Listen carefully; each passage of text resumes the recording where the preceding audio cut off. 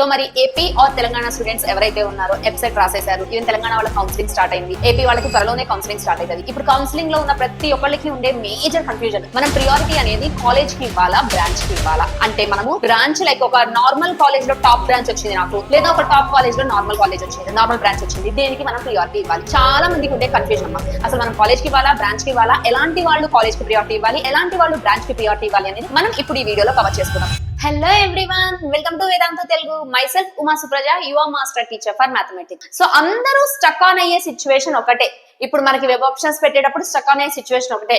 Top colleges లో లో branch select చేసుకోవాలా, లేదా లో కాలేజ్ అయినా అందులో టాప్ బ్రాంచ్ వచ్చే ఛాన్స్ ఉంది నాకు, అది సెలెక్ట్ చేసుకోవాలా? ఫర్ ఎగ్జాంపుల్ ఒక మంచి కాలేజ్ ఉంది, అందులో నీకు ఈసీఈ గానీ సిఎస్సి గానీ రావట్లేదు, ఒక సివిలో మెకానికల్ ఏదో బ్రాంచ్ అయితే నీకున్న ర్యాంక్ వస్తుంది, లేదా కొన్ని నార్మల్ కాలేజెస్ ఉన్నాయి, బట్ ఈ నార్మల్ కాలేజెస్ లో నీకు సిఎస్సి గానీ ఈసీఈ గానీ వచ్చే ఛాన్స్ ఉంది. మరి ఇప్పుడు మీరు వెబ్ ఆప్షన్స్ పెట్టేటప్పుడు దీనికి ఇవ్వాలా ప్రియారిటీ, దీనికి ఇవ్వాలా, ఎలా సెలెక్ట్ చేసుకోవాలి? వైజ్ ఆప్షన్ అనేది ఎలా సెలెక్ట్ చేసుకోవాలో చూద్దాం. సి నాన్న, than college or branch, always remember you need to give priority to your career. మీరు మీ కెరియర్ అనేది ప్రియారిటీ ఇవ్వాలి, బ్రాంచ్ కి కాదు, కాలేజ్ కి కాదు. మీరు మీ కెరియర్ కి ప్రియారిటీ ఇవ్వాలి. అంటే ఏంటి మ్యామ్, కెరియర్ కి ప్రియారిటీ ఇవ్వడం ఏంటి, నాకు అర్థం కాలేదు అంటే, so always one thing, before selecting ఏ బ్రాంచ్, ఒక బ్రాంచ్ ని సెలెక్ట్ చేసుకునే ముందు ఈ ఆప్షన్స్ చెక్ చేసుకోండి. అసలు ఆ బ్రాంచ్ లో సబ్జెక్ట్స్ ఏమేమి ఉన్నాయి. ఫర్ ఎగ్జాంపుల్ ఈసీకి వెళ్తున్నారు, ఈసీలో సబ్జెక్ట్స్ ఏమున్నాయి, సిఎస్సికి వెళ్తున్నారు, సిఎస్సిలో సబ్జెక్ట్స్ ఏమున్నాయి, లేదా సిఎస్సిలో సబ్ బ్రాంచెస్ వచ్చాయి, ఆ సబ్ బ్రాంచెస్ లో సబ్జెక్ట్ ఏంటి, ట్రిపుల్ ఈ సబ్జెక్ట్స్ ఏంటి, మెకానికల్ సబ్జెక్ట్స్ ఏంటి, ఒక్కసారి ఈ సబ్జెక్ట్స్ చూసుకోండి. సబ్జెక్ట్స్ ఇన్ ద సెన్స్ ఒక్కసారి సబ్జెక్ట్ పేరు చూస్తే మేబీ నీకు అర్థం కాదు, సిలబస్ చూస్తే అర్థమవుతుంది, అది దేనికి రిలేటెడ్ ఉంది ఏంటి అనేది సిలబస్ చూస్తే అర్థమవుతుంది నీకు. And also talk with your seniors. For example ఒక కాలేజ్ లో ఒక బ్రాంచ్ కి ఫిక్స్ అయ్యారు, ఒక్కసారి ఆ కాలేజ్ లో ఉన్న లైక్ ఆ ముందు బ్యాచ్ వాళ్ళకి కానీ, లేదంటే మీ కాలేజ్ సీనియర్స్ ని కానీ ఒక్కసారి కనుక్కోండి, అమ్మ మరి బ్రాంచ్ తీసుకుందాం అనుకుంటున్నా, ఎట్లా ఉంటుంది ఏంటి అనేది. చాలా అంటే చాలా సర్వే చేయండి. Also explore career opportunities. నువ్వు ఒక బ్రాంచ్ కి డిసైడ్ అయిపోయావు, ఈసీఈ తీసుకుందా, డిసైడెడ్, సిఎస్సి తీసుకుందాం, డిసైడ్ అయిపోయిన తర్వాత ఆఫ్టర్ 4 years, ఇప్పుడు మీరు బీటెక్ చేస్తున్నారు కదా, సో ఆఫ్టర్ 4 years దీనికి కెరియర్ ఎలా ఉంటుంది అంటే, ఆఫ్టర్ 4 years మొత్తం టాప్ లోనే ఉంటుందా ఇది ప్రాబ్లం లేకుండా, లేదంటే ఏమన్నా డౌన్ ఫాల్ అయ్యి దీన్ని డామినేట్ చేసేది ఇంకేమన్నా వస్తుందా, ఇంకేమన్నా వస్తే దానికి నేను రెడీగా ఉన్నానా, లైక్ కొత్త కొత్త థింగ్స్ నేర్చుకోవడానికి, అడాప్ట్ చేసుకోవడానికి నేను రెడీ ఉన్నానా లేదా, ఆఫ్టర్ 4 years నేను తీసుకునే బ్రాంచ్ లైఫ్ ఎలా ఉంటుంది, ఇవి ఆలోచించి డిసైడ్ యువర్ బ్రాంచ్. ఈ థింగ్స్ చూసుకున్న తర్వాత బ్రాంచ్ ని డిసైడ్ చేయండి అమ్మా. ఎందుకంటే నువ్వు ఏ కాలేజ్ లో ఉన్నా, ఏ బ్రాంచ్ లో ఉన్నా, at the end of the 4 years మీరు కాన్సన్ట్రేట్ చేయాల్సింది ప్లేస్మెంట్స్ మీద.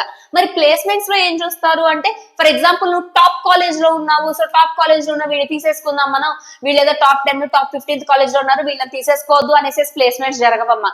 ఒకవేళ వాడు టాపర్ అయినా సరే, యావరేజ్ స్టూడెంట్స్ అయినా సరే, ప్లేస్మెంట్స్ లో అందరినీ ఈక్వల్ గానే ట్రీట్ చేస్తారు. ఆ ప్లేస్మెంట్స్ లో నీకు మంచి జాబ్ రావాలి అంటే, ఇర్రెస్పెక్టివ్ ఆఫ్ ది బ్రాంచ్, ప్రతి బ్రాంచ్ కి జరుగుతాయి ప్లేస్మెంట్స్, ప్రతి బ్రాంచ్ కి జరుగుతాయి. For example ECE CSE students ఉన్నారు, ఈసీఈ వాళ్ళకి కంప్యూటర్స్ చెప్తారు, సిఎస్సి వాళ్ళకి కంప్యూటర్స్ చెప్తారు.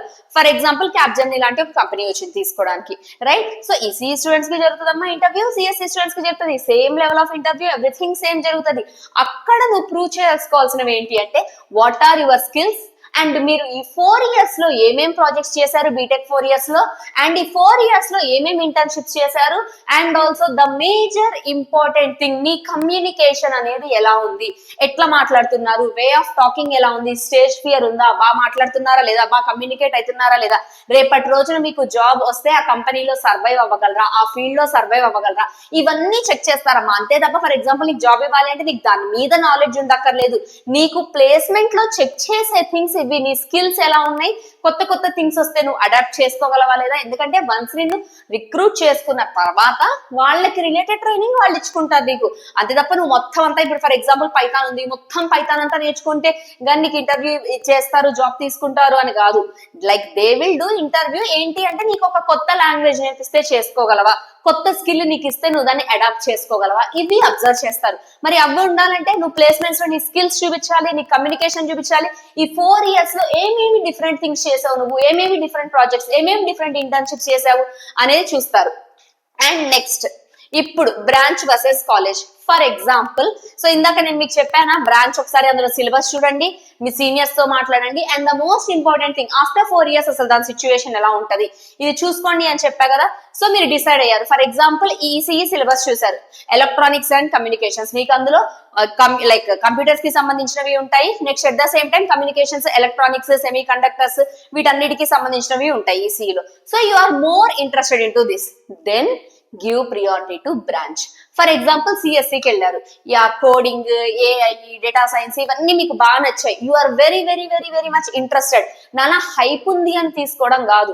ఇప్పుడు ఏఐకి హైప్ ఉందంట, ఇప్పుడు సిఎస్సికి హైప్ ఉందంట, సిఎస్సిలో డేటా సైన్స్ కి హైప్ ఉందంట, సిఎస్సిలో ఎంఎల్ కి హైప్ ఉందంట, అలా అనేసేసి తీసుకోవడం కాదమ్మా బ్రాంచ్. నీకేది ఇంట్రెస్ట్ ఉంది, వన్స్ చెక్ ద సిలబస్. నువ్వు ఒక బ్రాంచ్ తీసుకుందాము అంటే సిలబస్ గూగుల్లో కొడితే వచ్చేస్తుంది కదమ్మా syllabus. Once have a look on that. ఇవన్నీ నువ్వు అర్థం చేసుకోగలవా, చదవగలవా, నీకు ఇంట్రెస్ట్ ఉందా, మైండ్ లో గట్టిగా డిసైడ్ అయ్యావు నేను సిఎస్సి తీసుకుందాం అనుకుంటున్నా, I'm very much interested in to coding and I'm very much interested to learn very different different problem solving చేయడం నాకు ఇష్టము, కోడింగ్ నేర్చుకోవడం నాకు ఇష్టము, like I'm very much interested in to this field.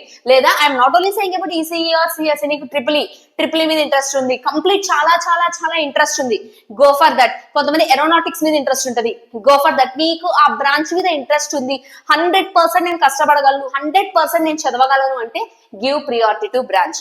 అలా కాకుండా మోస్ట్ ఆఫ్ ది స్టూడెంట్స్ ఉంటారు, అసలు మనకి బ్రాంచ్ ఏంటో తెలియదు, ఏం చెయ్యాలో తెలియదు, దేని మీద ఇంట్రెస్ట్ ఉందో తెలియదు. నాన్న ఇట్ ఈస్ నాట్ రాంగ్, ఓకేనా. చాలా మంది మీలాంటి సిచ్యువేషన్ లోనే ఉంటారు, మీకు దేని మీద ఇంట్రెస్ట్ ఉందో తెలియదు, నాకు ఈసీఈ మీద ఇంట్రెస్ట్ ఉందా, సిఎస్సి మీద ఇంట్రెస్ట్ ఉందా. ఇట్స్ చాలా మంది ఎట్లా ఉంటారు అంటే నాకు ఏ బ్రాంచ్ ఇచ్చినా ఓకే, నేను చదవగలను, నేను సర్వైవ్ అవ్వగలను అనే థాట్ లో ఉంటారు.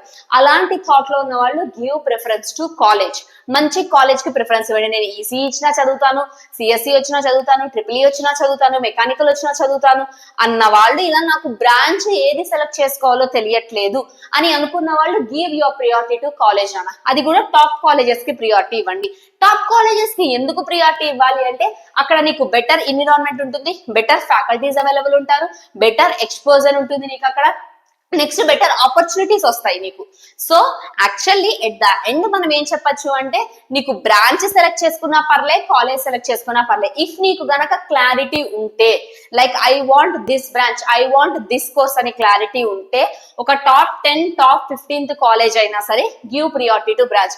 ఎందుకంటే నాన్న నార్మల్ కాలేజ్ లో, for example normal district college లో చదువుకొని క్రోర్స్ లో ప్యాకేజెస్ తెచ్చుకున్న స్టూడెంట్స్ కూడా ఉన్నారు. Maybe you are one of them. నీకు ఆ బ్రాంచ్ మీద అంత ఇంట్రెస్ట్ ఉంటే నీకు ఆ బ్రాంచ్ ఏ కాలేజ్ లో వస్తే ప్రియారిటీ ఆర్డర్ లో ఆ కాలేజ్ కి వెళ్ళండి. లేదు నాకు బ్రాంచ్ కన్ఫ్యూజన్ ఉంది, నాకు ఈసీఈ అయినా, సిఎస్సి అయినా, ట్రిపుల్ ఈ అయినా, మెకానికల్ అయినా, సివిల్ అయినా, సిఎస్సి లో సబ్ బ్రాంచెస్ అయినా, ఏవైనా సరే నేను చదువుతాను, అంతా కొత్తే కదా, ఏ కొత్త అయితే ఏంటి నేర్చుకోవడానికి, నేను నేర్చుకోగలను, నాకు లైక్ నేను అడాప్ట్ అవ్వగలను, నేను కొత్తవి నేర్చుకోగలను అనే కాన్ఫిడెన్స్ ఉంటే then go for college.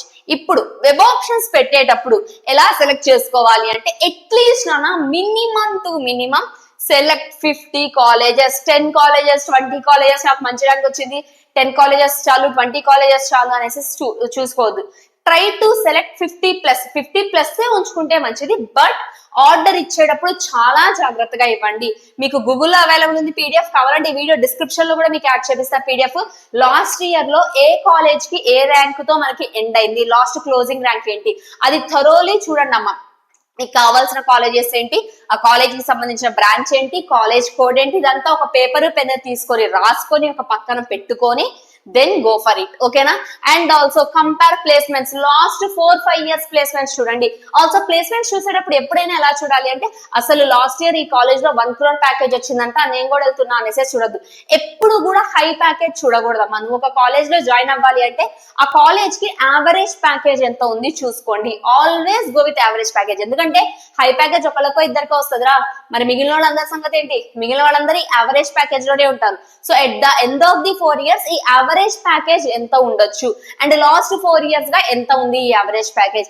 Average package 7 LPA వరకు ఉన్న కాలేజెస్ కి మంచి ప్రియారిటీ ఇవ్వండి మీరు, ఓకేనా. Next check cut off. ఇది major important thing. Top colleges ఉన్నారు కదా అనేసి ఓన్లీ టాప్ కాలేజెస్ కాదు, మన ర్యాంక్ కి ఏ కాలేజెస్ వచ్చే ఛాన్సెస్ ఉన్నాయి. ఆల్సో మా వెబ్ ఆప్షన్స్ పెట్టేటప్పుడు బీ కేర్ఫుల్. మీరు ఏ ఆర్డర్ లో అయితే వెబ్ ఆప్షన్స్ ఇస్తారో అదే ఆర్డర్ లో మీకు సీట్ అనేది అలాట్ అవుతుంది. So before clicking on the submit ఒక 4-5 టైమ్స్ ప్రాపర్ గా చెక్ చేసుకోండి, ఆర్డర్ కరెక్ట్ ఉందా లేదా, మీరు అనుకున్న ఆర్డర్ లోనే ఉందా లేదా అనేసి. అండ్ కౌన్సిలింగ్ స్టార్ట్ అయ్యాక హరి పెట్టుకోవద్దు వెబ్ ఆప్షన్స్ కి. ఇప్పుడే ఒక పెన్ పేపర్ తీసుకొని, ఏపీ స్టూడెంట్స్ అయితే ఏపీకి, తెలంగాణ స్టూడెంట్స్ అయితే తెలంగాణకి, మీకు కాలేజ్ కోడ్, బ్రాంచ్ కోడ్ ఇవన్నీ ఒక దగ్గర రాసుకొని పెట్టుకోండి. సో దట్ వెబ్ ఆప్షన్స్ అప్పుడు హరి పడాల్సిన అవసరం ఉండదు. ఓకేనా? దట్స్ ఇట్ నాన్న. ఎండ్ లో కంక్లూజన్ ఏంటి అంటే గుర్తుపెట్టుకోండిరా, ఆఫ్టర్ 4 years నువ్వు ఎలా సర్వైవ్ అయ్యావు, అది irrespective of the college, irrespective of the branch. నేను చెప్తున్నా కదమ్మా, give priority to your career. Me career కి ప్రియారిటీ ఇవ్వండి. సో నేను ఈ బ్రాంచ్ చూస్ చేసుకున్నా, నాకు ఇంట్రెస్ట్ ఉంది, నా కెరియర్ బాగుంటది అనే నమ్మకం ఉంది, go for the branch. But లేదు, నాకు కాలేజ్ కావాలి, నాకు టాప్ కాలేజే కావాలి, నాకు బ్రాండ్ కావాలి, నీకు బ్రాండ్ కావాలి అనుకుంటే go for the college. At the end నాన్న, ఏ కాలేజ్ లో చదివావు, ఏ బ్రాంచ్ లో చదివావు అని కాదు, నీకు ఎంత స్కిల్ ఉంది, నీకు ఎంత టాలెంట్ ఉంది, నీకు ఎంత కమ్యూనికేషన్ ఉంది అనేదే మ్యాటర్స్. ఓకేనా? దట్స్ ఇట్ అమ్మా, that's it about this. Thank you everyone. By by.